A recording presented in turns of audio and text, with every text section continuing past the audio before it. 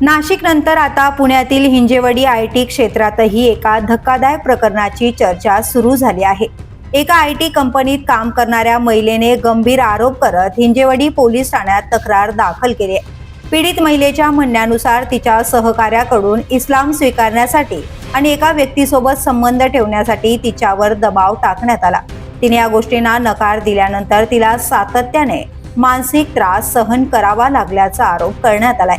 महिलेने हा प्रकार कंपनीच्या वरिष्ठ अधिकाऱ्यांच्या निदर्शनास आणून दिला, मात्र न्याय मिळण्याऐवजी ऑनलाईन बैठकीदरम्यान तिच्या लॅपटॉपचा ताबा घेऊन तिचा परस्पर राजीनामा सादर करण्यात आला आणि तिला नोकरीवरून कमी करण्यात आल्याचा दावा तिने केलाय।